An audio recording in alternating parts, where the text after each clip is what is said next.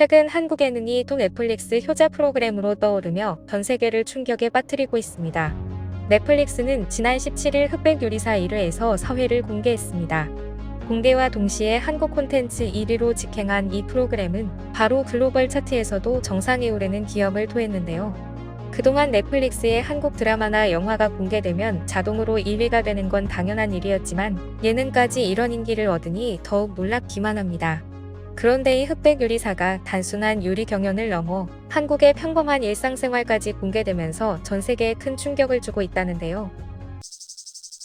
흑백 요리사는 맛에서만은 누구에게도 뒤지지 않는 제아의 고수 흑수저 셰프들이 대한민국 최고의 스타 셰프 백수저들에게 도전장을 내밀며 치열하게 경쟁하는 요리 서바이벌 프로그램입니다. 100명의 자타공인 최고의 요리사가 모이자 1화부터 치열한 경쟁으로 재미를 더했는데요. 흑수저와 백수저 셰프들은 시작부터 계급을 확연하게 구분하며 그야말로 치열한 경쟁 구도를 갖추게 됩니다. 다양한 방법의 경쟁으로 흑수저 셰프 60명이 탈락하면서 살아남은 흑수저 20명과 백수저 20명이 본격적인 대결을 시작하자 한층 더 치열해진 생존 경쟁이 펼쳐지는데요. 맛있는 음식이 유독 많은 우리나라에서는 과거부터 많은 요리 프로그램들이 인기를 모았습니다. 대표적으로 한식대첩 마스터셰프 코리아 냉장고를 부탁해와 쿡방과 먹방도 크게 유행을 했었죠. 하지만 흑백 요리사는 완전히 결이 다르다는 평가입니다. 거대한 세트에서 계급정을 떼고 음식 하나만으로 맛보는 셰프들은 너무도 진지하고 열심히라 보는 이들도 손에 땀을 쥐게 하죠. 자신의 이름과 업장에 자존심을 걸고 나온 만큼 마치 오징어 게임을 연상케 할 만큼 긴장감이 넘쳐오른다는 평가를 받고 있는데요. 국내뿐만 아니라 해외 시청자들의 시선도 똑같습니다. 흑백 요리사는 공개 직후 넷플릭스 글로벌 비영어 부문 1위를 달성하는 쾌거를 거뒀고 화제성 면에서도 단연 압도적인 결과를 나타냈습니다. 굿데이터 코퍼레이션 펀덱스에서 발표된 9월 3주차 TVOTT 통합 비드라마 화제성 조사 결과를 보면 1위. 그냥 1위가 아니라 올해 공개된 넷플릭스의 드라마를 포함한 오리지널 콘텐츠 중 가장 높은 화제성을 기록했습니다. 출연자들도 화제성 상위권을 삭스리했는데요. 심사위원으로 나온 백종원이 1위, 안성재가 2위, 참가자 최강록이 3위를 모두 차지했습니다. 대부분 자신의 식당을 운영하는 셰프들이 많은 만큼 이들의 식당도 큰 화제가 되고 있습니다. 한국까지 직접 방문하지 못하는 해외 시청자들은 언젠가 한국에 가면 꼭 가봐야 할 식당 리스트로 구글 검색이 엄청나게 늘어나고 있죠. 그런데 그 중에서도 특히 주목받은 장면이 있습니다.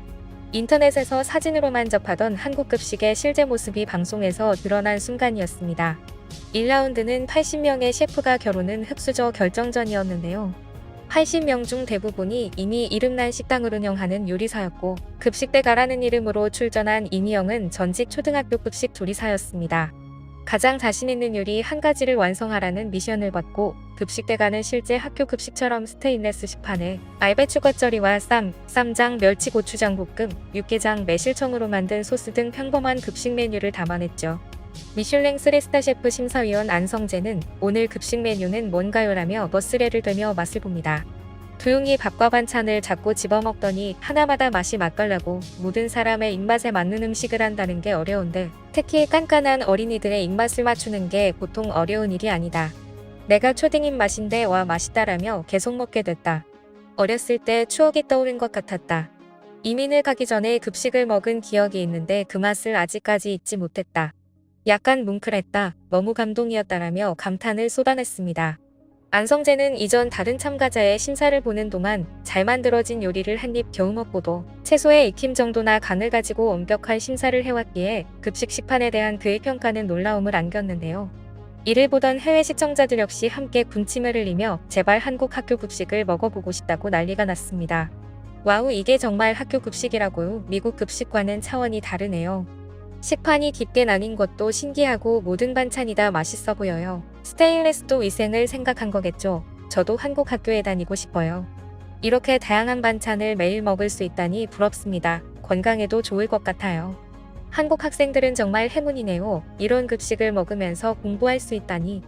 요즘 한국인들이 점점 더 키가 커지는 이유를 알겠어요. 채소, 고기, 밥이 다 있어서 영양 밸런스가 완벽하잖아요. 이 정도 퀄리티면 레스토랑 음식 수준 아닌가요? 우리나라 급식도 이렇게 발전했으면 좋겠어요. 너무 많이 먹네요. 아무리 봐도 다양하고 많아 보여요. 저도 꼭 한번 먹어보고 싶어요. 이런 급식을 먹으면 학생들의 집중력과 학업 성취도도 좋아질 것 같아요. 같은 재료도 한국식으로 만들면 훨씬 건강하고 맛있는 요리가 되는 게 놀라워요. 보기만 해도 훌륭해요. 내일 학교에서 미국 급식을 먹는 건 절대로 원하지 않는 일이에요. 2라운드는 흑수저와 백수저가 같은 재료를 받아 1대1로 요리 대결을 펼칩니다. 모두가 대단한 스킬을 총동원해 솜씨를 자랑한 반면 급식대가는 다소 평범한 요리를 선보였습니다. 바로 우골개 볶음탕이었는데요. 재료가 우골개일 뿐 급식에 흔히 등장하는 닭볶음탕과 유사한 음식이었죠. 하지만 화려한 스킬이 더해진 반기수의 오골개 찜국을 상대로 2대0이라는 압도적인 승리를 거뒀습니다. 1라운드에 이어 2라운드까지 평범한 급식 메뉴로 승리를 거둔 급식대가는 외국인들에게도 한국 급식의 새로운 기준을 제시하고 있는데요. 이는 단순한 요리 경연을 넘어 한국의 급식 문화에 대한 긍정적인 인식을 확산시키고 있습니다. 그도그라과시 미국과 같은 선진국들조차 여전히 열악한 급식 환경이 문제로 지적되고 있기 때문입니다. 미국은 주마다 급식 시스템이 다르지만 대부분의 학교는 편리함 때문에 냉동식품을 사용하고 고칼로리 고지방 식단의 신선한 채소는 찾아보기가 힘듭니다. 토마토 소스도 채소라고 우기며 피자 한 조각을 주거나 먹은 몇 조각이 전부일 때도 있습니다.